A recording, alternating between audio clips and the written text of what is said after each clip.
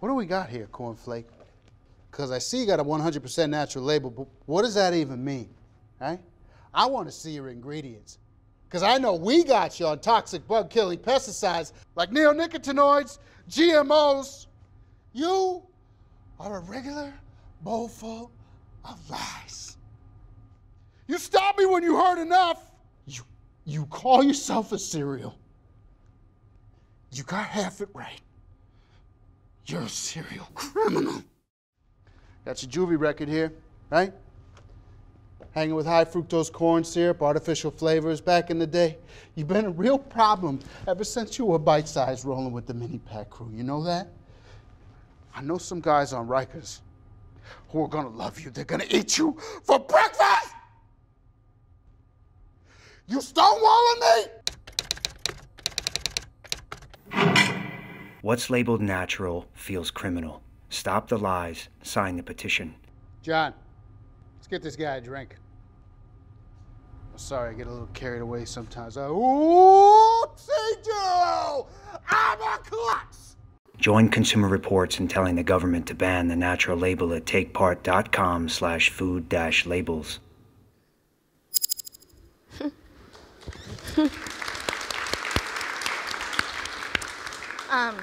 Hi, good afternoon. I'm Clare Leschin-Hoar. I'm a reporter. I've been covering food policy for about a decade. Before we get started, I want everybody to give a huge, rowdy round of applause to everybody who spoke today. We're saving best for last, and for yourselves, because you're all still here.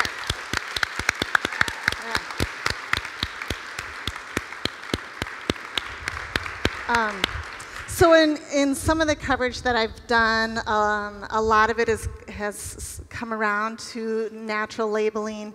There's been different lawsuits and things like that, and often I call Urvashi for some snappy quotes because she's really good at that. But I think one of the things I wanted to talk about with her is, you know, I'm a parent. When my kids were smaller, I certainly looked for food that was, you know, more on the natural side or had you know, not loaded with artificial ingredients.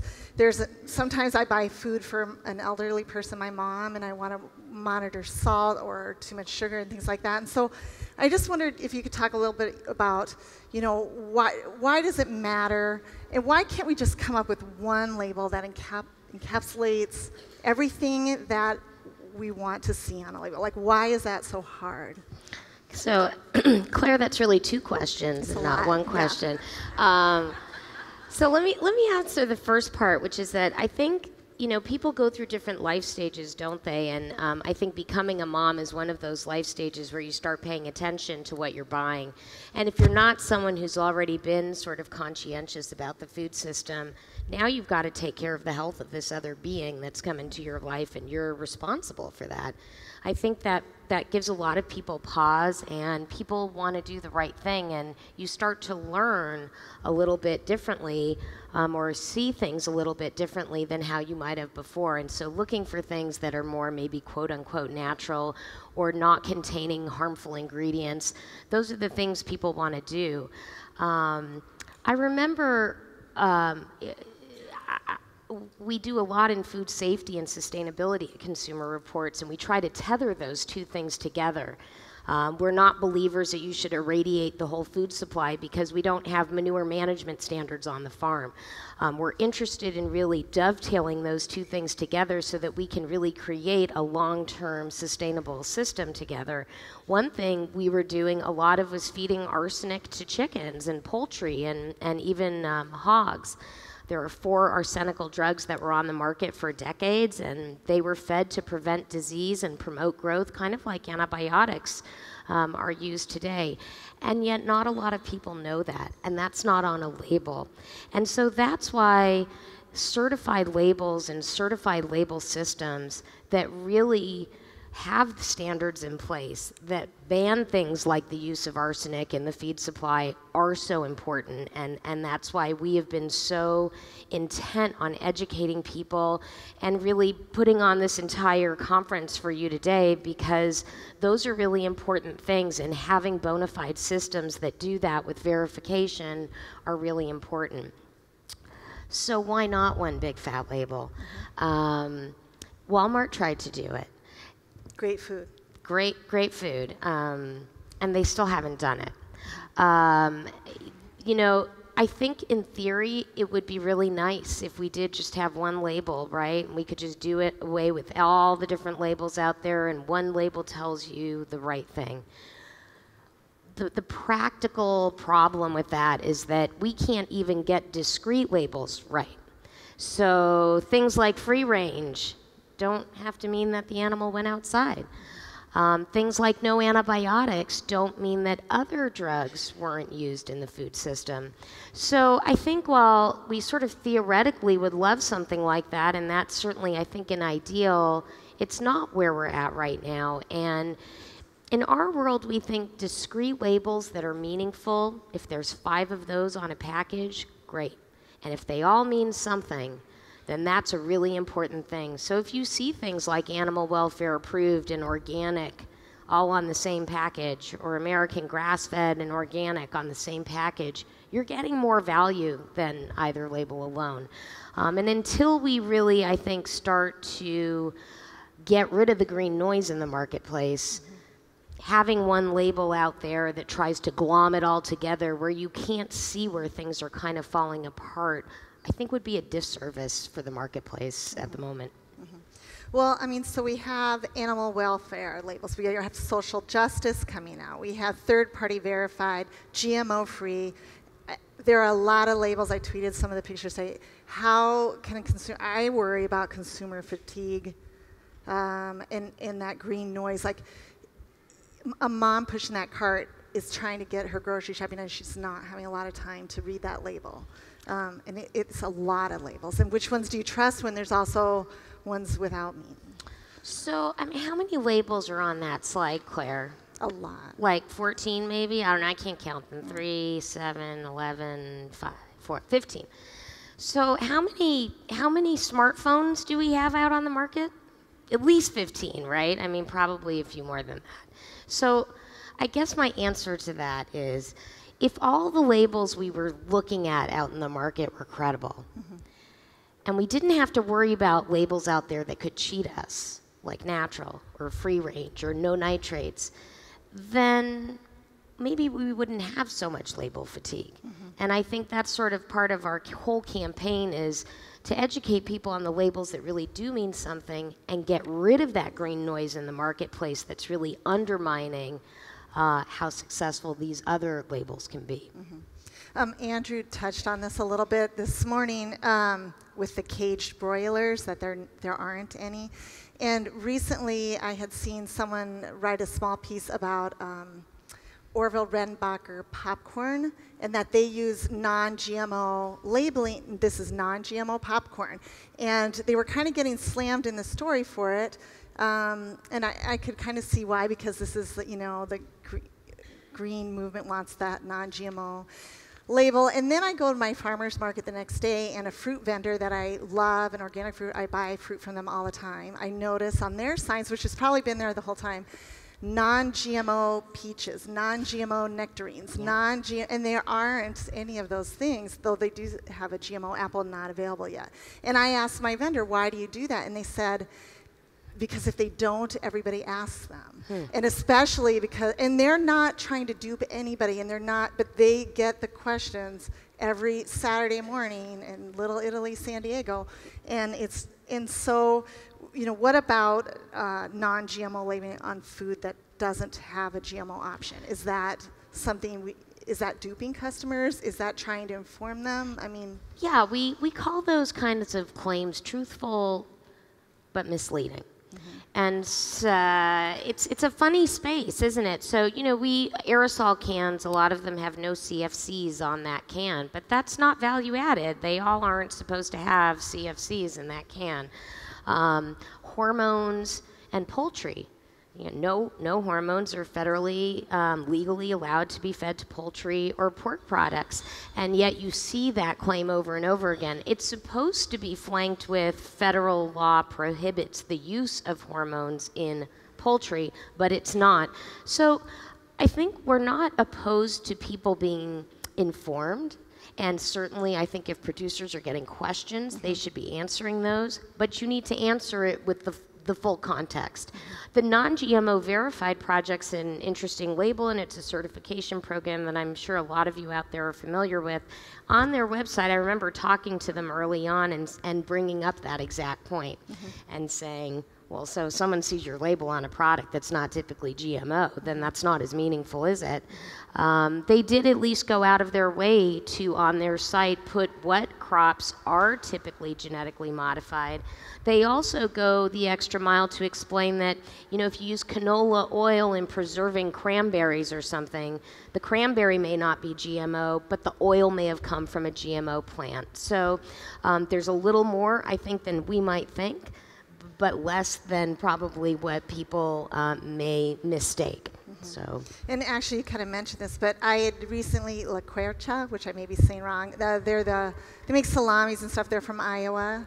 I had bought a package of their stuff, and instead of saying hormone-free or no hormones added, which we know is meaningless, the package actually said, federal regulations prohibit the use of hormones in pork. And I'm like, right on. That was refreshing. Yeah. I felt like it was very honest. It still was telling me that they weren't, you know, that kind of stuff wasn't being used. But it was a refreshing way. Why aren't more companies doing that? Or do you think that we'll start seeing that soon? You know, we heard from so many people today and so many amazing farmers who want to farm with a conscience. Right? That's why they got into it. They didn't get into it because they thought they were going to make $1 million. They even lost a lot of money while they got into it. And I think, I don't know, if companies have a conscience or if they should have a conscience, I know there are people, but I'm not sure they have a conscience. And so, for the most part, the mass market wants to make a buck. We live in a capitalist society, and that's what drives it. And so it's profit margins, right? It takes the progressive companies like many of the people you heard from today who want to do something more than they have to do. And have an interest in really educating people, like this company, which is trying to tell people what everyone has to do to make that salami. Right. I think as consumers, though, the more educated we become, the better and more honest demand we can create in the marketplace. And I think that's really our goal at Consumer Reports, is to empower people with that kind of information so that we can start to create that true and honest demand in the marketplace. When 60% of people are looking for the natural label, there's something very wrong. And when 30% of people think it means the same thing as organic, there's something very wrong. And so that discord creates discord in the marketplace and creates a demand for something that's not true, that's not meaningful, and that is not moving us toward a better food system. I'm not sure if the year is right, but remember back, I think it was 2011, and Cocoa Krispies had that immunity claim on their box of cereal, and that was just jaw-dropping. People were really fired up about that. Lawsuits happened, and now we're seeing, recently I'd done a piece, and I actually went down to my supermarket, and I walked through that snack aisle, and natural was disappearing, and it is coming off the shelves. And so I wondered if you had some examples of maybe some packaging that's done a great job, some that's kind of jaw-droppingly terrible. And I'd also wonder if you think the lawsuits are impacting the businesses. If they're not going to do it on their own, can they be sued to do it? Well, I mean, I think that maybe not going into very, very specific examples, but even the slide that you're looking at right now, if you see those labels, you're going to get something that's more meaningful in that product. And I think just learning that and knowing the labels that get you there are a huge part of the way in terms of understanding that. And I think, you know, we've heard from Paul Willis at Nyman Ranch and Will Harris from White Oak Pastures. These are folks who are trying to really do the right thing. And as companies, they're trying to educate people as much as possible about what they do. I mean, Will and Paul are on the speaking circuit nonstop talking about these things. And what they've talked about today, they're really trying to take out to the nation to help them understand that. Claire, what was the second half of the question? Are lawsuits effective? Because it seems to me that it is disappearing And it only started disappearing when they started getting sued. Yeah, I think, look, lawsuits take up a lot of money and a lot of time, and they're an onerous way to get accountability in the marketplace. I'll put regulation and regulatory making behind that. And so how do we get change in the marketplace sort of faster than both of those things? And I think that's where it comes to all of us sitting in this room, our families, the people we know, and making sure that we can actually start buying the things that we believe in that are true to what they say they do, and really get the market to move that way. All right, so talking about true, it's, you know, they had mentioned organic is an evolving definition. It is not perfect. A while ago, we had worked on that story about antibiotic use in apples, and who would think apples needed antibiotics, and yet they were organic. And you know, that I had never heard that. It was really eye-opening. So if it's not perfect, how do you trust that? Why, and should we? So, you know, it's a good question, and we and Patty and Michael and Marty and, you know, loads of us have worked for years together, literally going to those meetings twice a year to watchdog those standards and really advocate that even organic standards move up over time. Are any of these labels perfect? They're not. I love what Will said. Sustainability is not a destination, it's a journey. And I think as time goes on, we want to see labels sort of move up over time in their standards as the bottom comes up. And organic is going to have to start catching up with some of the other programs that are out there, the standards that are out there. And what's really great is that it's a public framework. That program is accountable to us. And we need to get involved and hold that program accountable for being what it should be. It claims to not have antibiotics in use. Then don't. Then you can't create an exemption for apples and pears and tell everybody else that they can't use it. You can't have that kind of juxtaposition. And, you know, organic's been around for a long time, and people who are big foodies, some of them say, oh, organic, you know what, it's not good enough for me. I'm looking for more. I go to my farmer's market, I know my farmer, and I can get better than that. I think that's true, and I think it's good that organic's got something to reach for and get better about.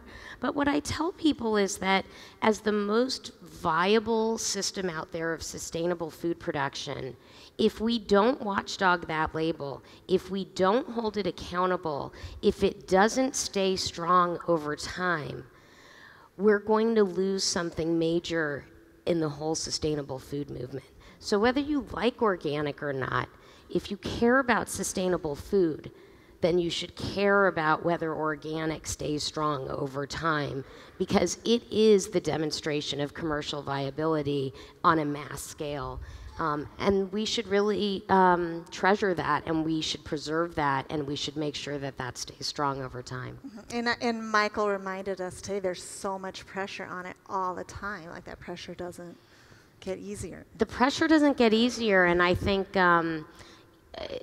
as a public program, it gets even harder. And at any of these meetings, I can tell you that for every citizen in the room, there's probably 10 to 15 industry folks in the room.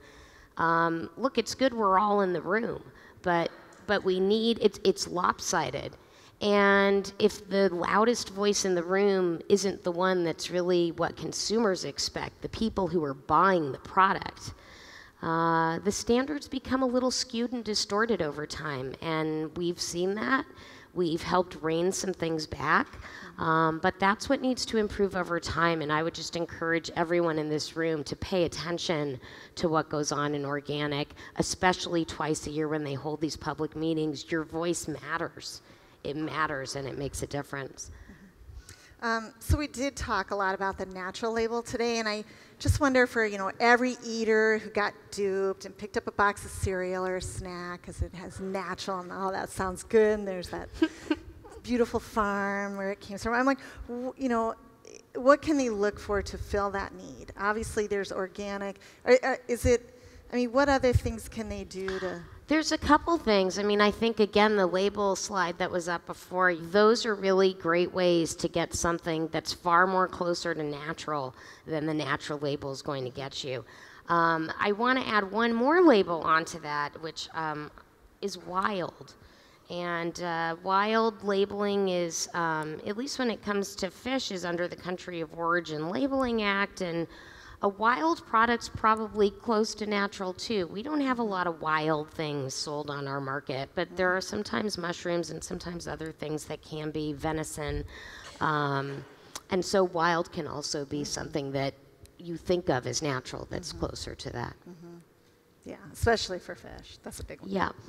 And so I'm wondering, are you keeping an eye on state and federal legislation when it comes to labeling? I'd kind of like to know what's on the horizon.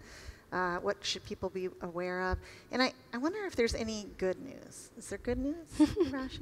You got something good to give me? Well, there's some pieces of legislation going on, I think, all around there's always state legislations. California, you guys are on the edge always of making sure you don't want to sell eggs from hens that have been caged.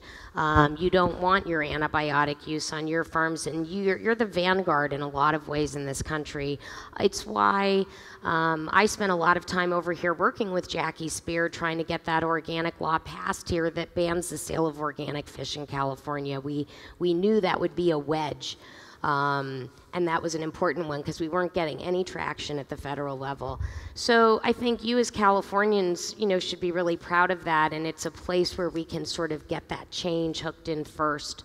When it comes to federal standards, when it comes to meat marketing claims, the USDA's there, and sometimes they choose to do things and sometimes they don't. And when it comes to organic, as Michael described, they were really given the deck of cards, and it took over 15 years to implement that program, but we have something that's really credible. That's really, really hard to do.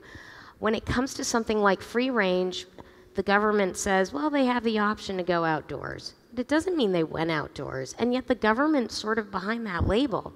Or when you see the no nitrates label, for example, the government requires manufacturers, when they use a natural nitrating agent, which does the same curing chemistry as a synthetic nitrate, to label it as uncured, no nitrates or nitrites added. It's absolutely ludicrous.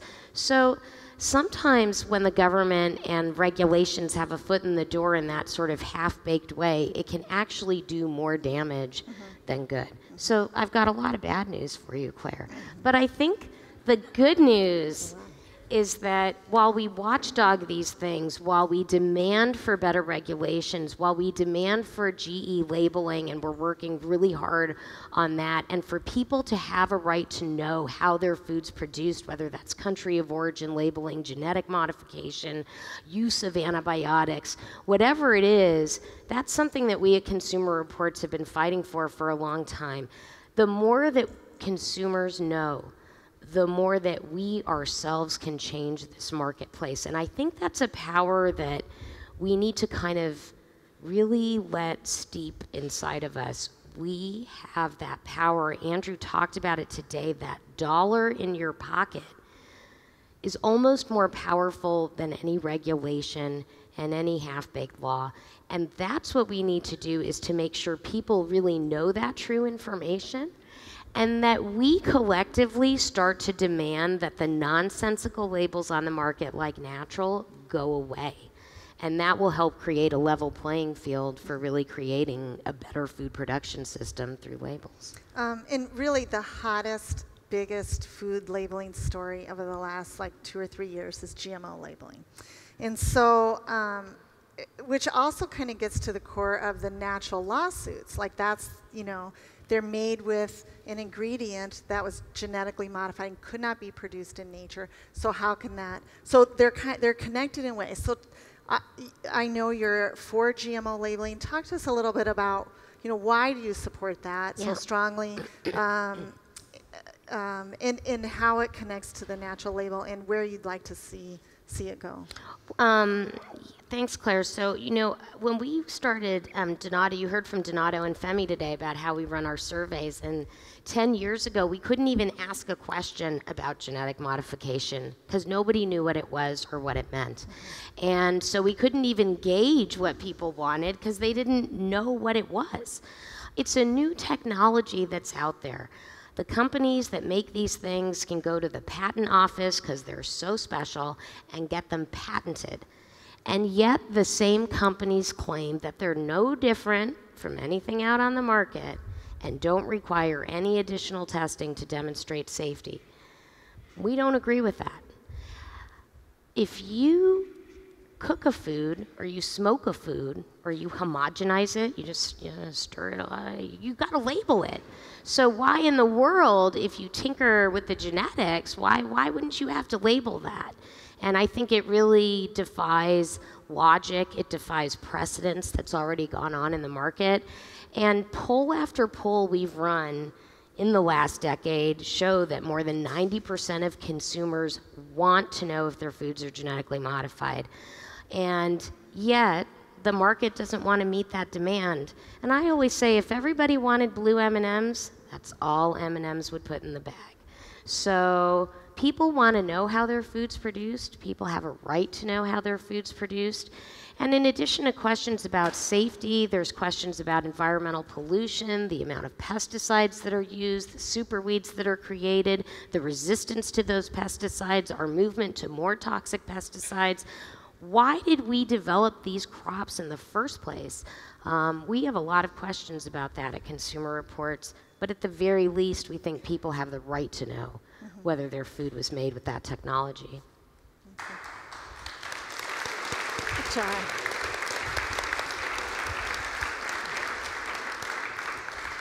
All right, and so 10 years ago, if you couldn't have done the survey with, how do you feel about GMOs, I'm going to ask you to look into the future a little bit and tell us, if we meet here in 5 years, what are we going to be talking about? Where's that conversation going to move? Are we going to be talking the same story 5 years from now? Because sometimes that happens. Or are there going to be different kinds of claims and labels? I'd like to, do you want to predict for us a little bit? As a scientist, and that's what I am fundamentally, I'm fundamentally a scientist, that things change over time. Our understanding changes over time. I was talking to one of my doctor friends who said, did you realize the entire coagulant system is different than what it was when we learned it in school? And it is. The whole clotting cascade we all learned in school is totally different. So things do change over time, and science evolves, and that will take sustainability into some different directions we never knew before that we needed to go in. I think what we see today in this conference looks a lot different than what we saw 5 years ago. You didn't really see the number of animal welfare claims on the market that you did. 5 years ago, you didn't see the same number that you're seeing today, and I think we had a really great discussion about farm workers. Fair trade and farm workers and labels have really pertained mostly to Southern Hemisphere products being imported into this country. Now we're talking about domestic farm workers because the same plights apply to them as well. So I hope we're still talking about all those things. I hope that as time goes on, that the principles in each of these places starts to gel. When things are new, like in the fair trade space, we're all right with the democratic proliferation of labels. They should compete with one another because that makes everyone up their game over time. It's the same with the animal welfare labels, and that doesn't mean a label has to be right or wrong. You can be on a continuum of sustainability and doing a lot of important things, but knowing what those core principles are and how you get better over time, and maybe how that consolidates those spaces a little bit, like it did for organic. After 30 years and hundreds of labels, as Michael was describing, we finally codified that. And we'll get to those places, I think, in these other spaces, but it'll take time. It takes time for that to evolve. I'm kind of wondering, is there a certain area of our food production that does a better, more honest job of labeling? Is it proteins? Is it produce? Is it grains? Like, is there more honesty in one segment versus another? And no. No, I don't think so. And but I do think food in general is further down the pike than personal care products, than cleaners, than even Energy Star to some degree. If 90% of light bulbs get an Energy Star label, what does that even mean over time? Is it worth it? Do you really want that label? I think that, at least in the food space, we have a lot of certification systems out there. And those are the things that, again, can create meaningful demand in the marketplace. And food's a lot further along than some of the other product categories out there. Okay. Is there a way that you see that we can tone down some of that noise? There's so much of it. Is there a way to do that? Or is that company dependent and it's too many of them? And I think that while companies use a lot of these labels, I remember when the New York Times ran a piece on Walmart serving cheap milk, cheap organic milk, and everybody's, oh, Walmart. And I felt like that spotlight ought to have been squarely on USDA. They were responsible for getting that cheap milk on the market because they didn't have adequate standards at the time for pasture access. And that's why Walmart was able to get such cheap milk on the market at that time. It's not always that cut and dry, but the fact of the matter is our government has a responsibility. Every agency you look at has language in their regulations that say labels in the products that we regulate should not mislead consumers and not deceive them. We have an entire agency called the Federal Trade Commission that's dedicated to preventing deceptive and misleading business practices. They're not doing their jobs, and we need to hold them accountable for that. You know, the FTC, we've filed several complaints with them. I don't know if you all remember in San Francisco, the city was giving away free compost that was sewage sludge that was labeled organic.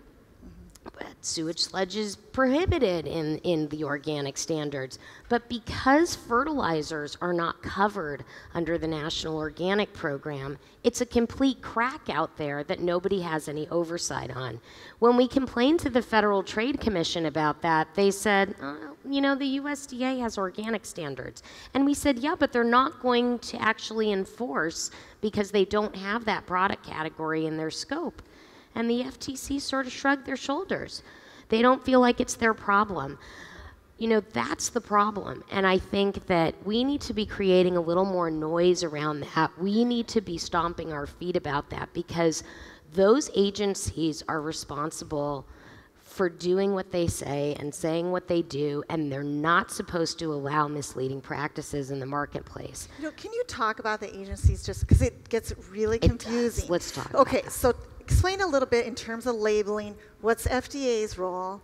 What's USDA's role? Because they're the ones that are doing the organic, and FTC. Like, can you just give a capsule of? Okay. Yeah, and it is complicated. So USDA primarily, the U.S. Department of Agriculture primarily regulates meat and poultry products. The egg that comes out of the chicken is regulated by FDA. So a cheese pizza will be FDA and a pepperoni pizza might be USDA. So whenever there's meat involved, USDA is involved. In most other processed foods, it's the Food and Drug Administration that oversees that product area. The Environmental Protection Agency is also responsible for pesticide regulation, so that gets used in food. But you can see how with each one having their roles, the lines get a little bit blurred in between, and then there's cracks in between. Country of origin labeling, for example, is regulated at USDA for fish.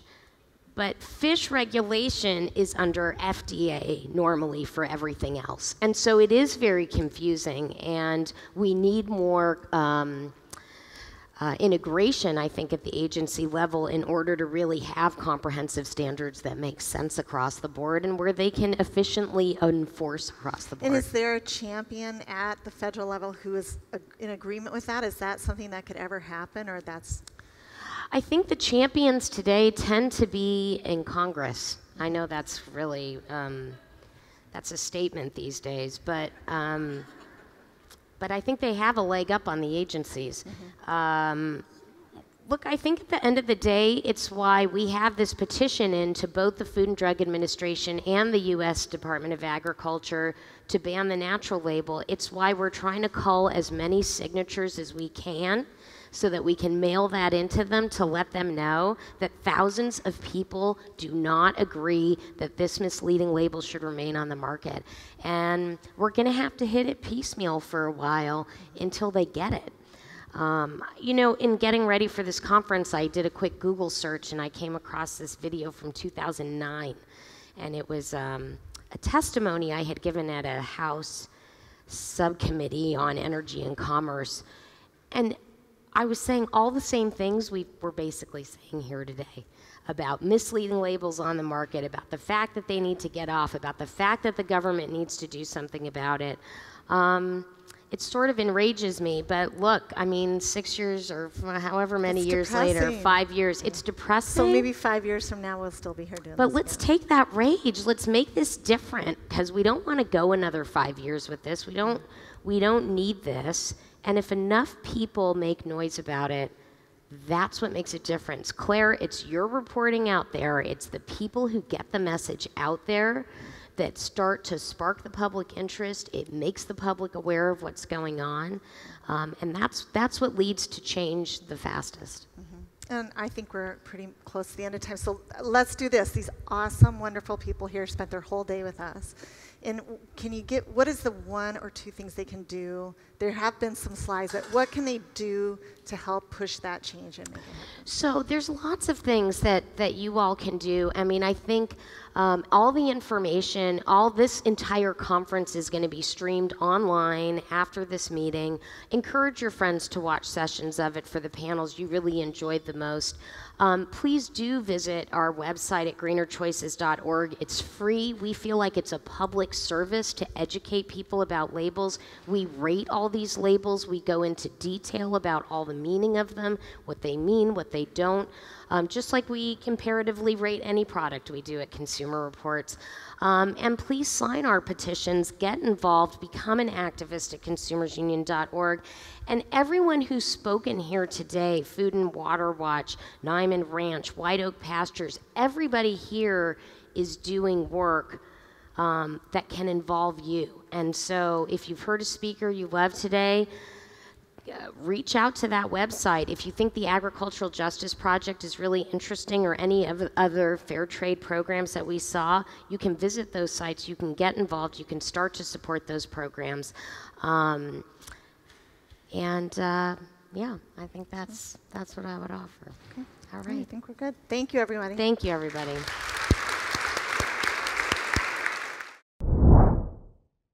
Okay, sodium benzoate, potassium sorbate, high fructose corn syrup. There was definitely an artificial color. Artificial growth hormones, antibiotics, toxic pesticides, and fumigants. And caramel color. Anything else, ma'am? There was sewage sludge. And sugar from genetically engineered sugar beets. Is this what you saw, ma'am? Oh my God, that's it. What's labeled natural feels criminal. Stop the lies. Sign the petition. Join Consumer Reports in telling the government to ban the natural label at takepart.com/food-labels. I feel so violated. We'll get them, ma'am. So everyone, in the last 2 minutes here, I just want to thank everybody for participating in this conference. I want to thank all of the conference participants who are here. I counted up the number of years of experience. It looks like well over 350 years of experience in either farming or advocating on the panels today. So I hope you all took away something today, learned something today. We want to make sure that you know the differences among these things and these labels and these programs so that you can make a difference out there. And we look forward to hearing from you, and we look forward to talking to you again in the future. Thanks a lot for coming.